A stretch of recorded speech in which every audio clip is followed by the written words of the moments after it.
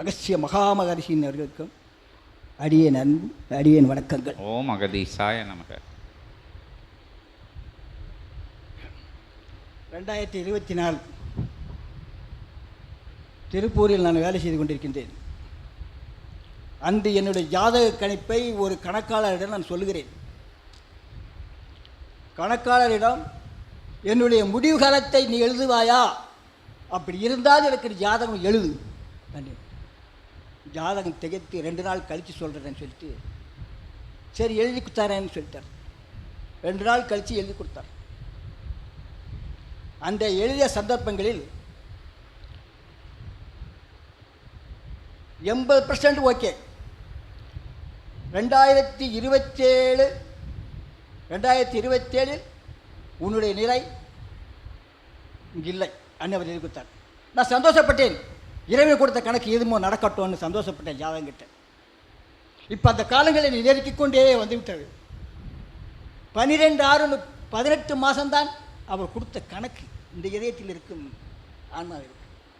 அந்த கணக்கு நெருங்க நெருங்க என்னுடைய மனம் அஞ்சவில்லை. என் அப்பா சொன்ன ஒரு நல்ல ஒரு வழி சொல்லிவிட்டார். என்றும் 16 இருக்கின்ற மற்ற கதையை என்கிட்ட அடிக்கடி சொல்லுவார். ஜெயிக்கிறதுக்கு இதாண்டா வழி, வேறு வழி இல்லை, நீங்கள் அப்பா சொல்லியிருக்கார். அது என்னை தூண்டிக்கிட்டே இருந்தது. அந்த தூண்டுதலின் பேரில் எல்லா ஆலயங்களையும் வாழ்க்கல. நான் இந்த பிரபஞ்சத்தில் இருக்கிற அன்னையிலேருந்து ஆரம்பித்த பிரபஞ்சத்தில் எல்லா கிரகம் அன்னையிலேருந்து பிடிச்சது தான். பிரபஞ்ச அகஸ்தியர், பிரபஞ்சநாதா என்னுடைய இயற்கை இப்படி இருக்கு, இந்த எஞ்சிய காலம் எப்படி, முடிவு காலம் இருக்கு, எஞ்சிய காலம் எத்தனை காலத்துக்கு நான் உனக்கு நல்ல வழி காட்டுன்னு சொல்லி 17 வருஷ காலம் தெரிஞ்சேன். 17 வருஷம் தெரிந்ததில் கிடைத்தது கோயில்பட்டியில் கிடைத்த சட்டம். ஓம் அகதீசாய நமக.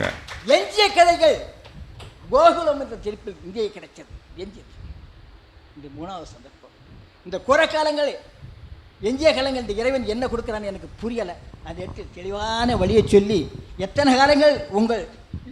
காலங்கள் இந்த இறைவன் வச்சுட்டு இன்னும் கொஞ்ச காலங்களை இந்த இறை சபையை பார்க்கக்கூடிய பார்த்து நான் எனக்கு அதுக்குள்ளே ஏன் போகணும், இந்த இறை சபை பார்த்துட்டே போகிற மனோ தைரியம் எனக்கு வந்து. ஓம் அகதீசாய நமக. இந்த சந்தர்ப்பம் இனிமேல் கிடைக்காது. இந்த மனித ஜனத்துக்கு இனிமேல் கிடைக்கிறது கஷ்டம். இப்போ இருக்க வரை பார்க்கல. எனக்கு இப்போ போகிறதுக்கு மசலாமா இறைவன்கிட்ட ஆயுஷ் அதிகமாக கேட்கின்றேன். ஓம் ஆயுஷ் அதிகமாக கேட்டுக்கொண்டிருக்கின்றேன். ஆயுஷ் தாரன் வேணுமா? அதான் வேணுமா? சங்கத்தை பார்த்து வரை எனக்கு வேணும். சங்கத்தை பார்த்து என்னுடைய மனம் பூரிக்கின்றது. இருக்க வரை விட்டுட்டு போறதுக்கு மனசு இல்லை. அப்ப இருந்தது இந்த உலகத்தை விட்டு போன, இப்ப எனக்கு இல்லை. எஞ்சிய காலம் என்னுடைய மனதில் எஞ்சிய காலம் எது வரைக்கும் அது வரைக்கும் ஆயுஷ் கிட்டு இந்த நல்ல தீர்மானம் பண்ணி தெளிவான சிந்தனையில் பாவமில்லாத ஜென்மமாக இறைவன் காலையில் சரணடைய எனக்கு நல்ல ஆசை. புரிய வேண்டும். முடிவு காலம் எதுவென்று ஜாதக கணக்காளன் உரைத்தான். 27. உமது அகவை வயது என்ன? உமது வயது என்ன இப்போ தற்பொழுது? 75. 90 ஆண்டுகள் வரை உன் ஆயுள் நீட்டிக்கப்பட்டது என்று அகத்தியன் உரைத்து நல்லாசி. உனது ஆயுள் காலம் 90 என்று அகத்தியன் நிர்ணயிக்கிறார். அண்ட பிரம்மாண்ட நாயகன் திருவடியிலிருந்து அனுமதி பெற்று யமதர்மராஜனை இங்கு தவம் இருக்கும் அவன் கயிற்றை பிடுங்கி இவன் கரத்தில் கொடுத்து 90 வயது துவங்குகின்ற காலத்தில்தான் நீ இத்தகைய பூவுலகை விட்டு மறைந்து சிரஞ்சீவியாக சபையில் சித்தனோடு வாழ்ந்து கொண்டிருப்பாய் என்று நல்லாசி வழங்குகிறேன். ஓம் அகதீசாய நமக.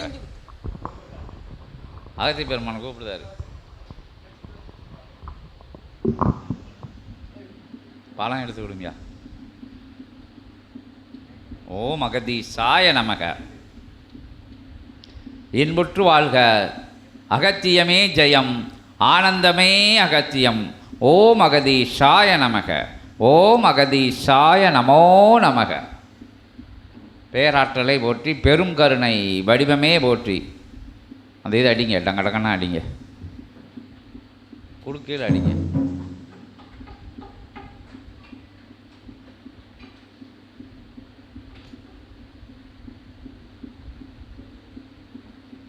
இன்புற்று வாழ்க. அகத்தியமே ஜெயம், ஆனந்தமே அகத்தியம். ஓம் அகதீசாய நமக.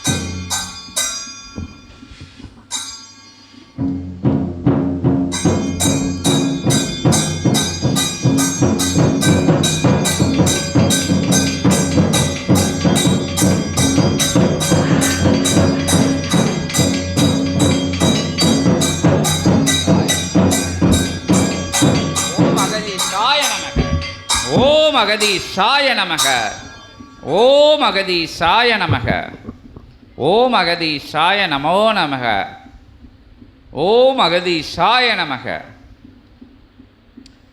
அமர வைக்கக்கூடிய ஆற்றல் சபைக்கு உண்டுன்னு சொல்லியிருக்காங்க. ஜாதகத்தை கிழித்தெறியக்கூடிய சபை சரணாகதிக்குள்ள அப்படின்னு சொன்னத நிகழ்வை அகத்திய பெருமான் இன்னைக்கு உங்களுக்கு சாட்சிகளோட அவரும் இங்கே தான் இருக்க போகிறாரு, நீங்களும் இங்கே தான் இருக்க போகிறாரு. பாவம் 17 வருஷமாக அலைஞ்சிருக்காரு. அதுக்கெல்லாம் ஒரு முடிவுரை எழுதிருச்சு சபை. அவருக்கு முடிவுரை எழுதலை, ஜாதகக்காரன் சொன்னதுக்கு, அந்த ஜோசியன் சொன்னதுக்கு, கணிச்சு சொன்னதுக்கு அதை பொய்யுரையாக எழுதி அகத்தியர் மெய்யுரை அவருக்குள்ளே புகுத்தப்பட்டு விட்டது. அது சிவசபையை பற்றி, சிவசபையோட பெருமை அவர் பேசணும் அப்படின்னு கேட்டதற்கிணங்க அகத்திய பெருமான் கூட ஒரு 10 வருஷமே சேர்த்து 90 வருஷமாக கொடுத்துருக்காரு.